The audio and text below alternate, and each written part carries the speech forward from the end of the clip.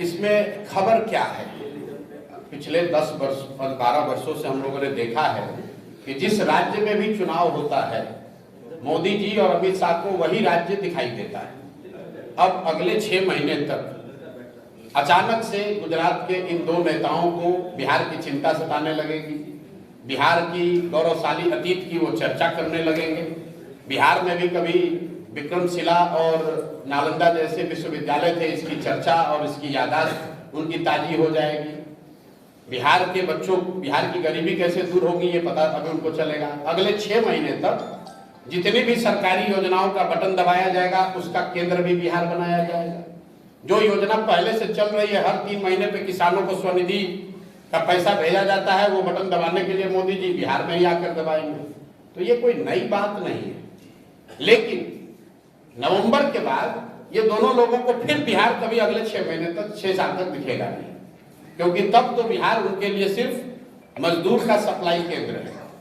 अच्छा तो तब होता जब अमित शाह जी आ रहे हैं और वो घोषणा कर दें कि अगले 2 साल 4 साल 5 साल में बिहार से मजदूरों का पलायन, जो गुजरात के फैक्ट्रियों में, मोरबी में, सूरत में जो लड़के इस गर्मी में 12-15 हजार रुपए में नौकरी मजदूरी कर रहे हैं और गुजराती लोग उन फैक्ट्रियों के मालिक हैं, अमित शाह जी ये घोषणा कर दे कि उन लोगों के, उन बच्चों को भी जो गुजरात के मजदूरों को मजदूरी मिल रही है, उतनी मजदूरी तो कम से कम बिहार के बच्चों को दिलवाओ।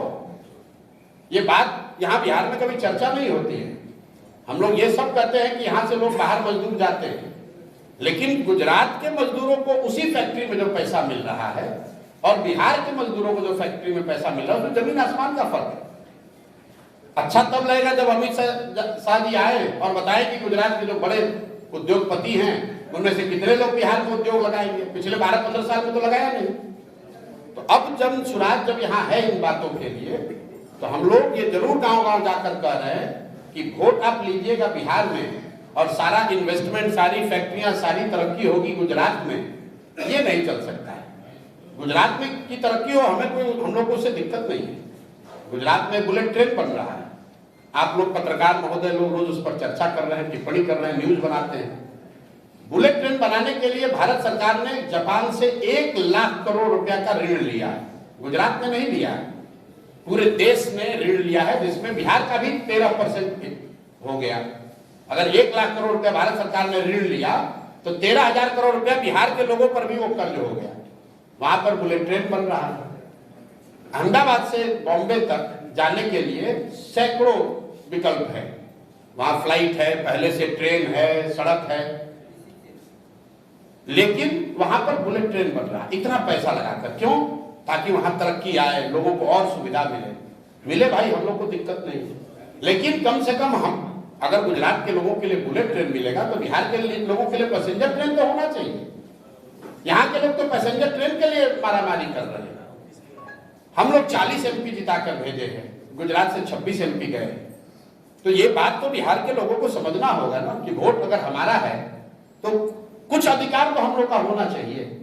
सिर्फ गुजरात के लोगों का ही तरक्की क्यों होगा? और गुजरात के लोगों के तरक्की के नाम पर कितने दिन तक बिहार के लोग वोट देते रहेंगे?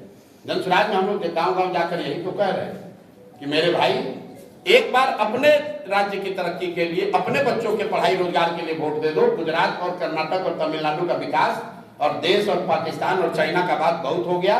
ये बिहार विधानसभा का चुनाव है, बिहार की तरक्की के लिए, बिहार के बच्चों के पढ़ाई रोजगार के लिए वोट दीजिए। तो अमित शाह जी जब आएंगे तो आप लोगों को मौका लगे तो सवाल पूछिएगा कि पिछले 15 साल में केंद्र में उनकी सरकार है, कितनी फैक्ट्री बिहार में लगी है। पटना विश्वविद्यालय को सेंट्रल विश्वविद्यालय बनाने के लिए सार्वजनिक तौर पर सभा में मुख्यमंत्री ने, बिहार के मुख्यमंत्री ने, जो उन्हीं के मुख्यमंत्री है, हाथ जोड़कर मोदी जी से कहा सेंट्रल यूनिवर्सिटी सर बना दिया जाए, सेंटेनरी ईयर है। मोदी जी ने मंच से उसको खारिज कर दिया। फिर भी अगर पटना विश्वविद्यालय से सरोकार रखने वाले लोग जाकर मोदी जी को, भाजपा को वोट देते हैं तो दोष मेरा और आपका है, मोदी जी का नहीं है।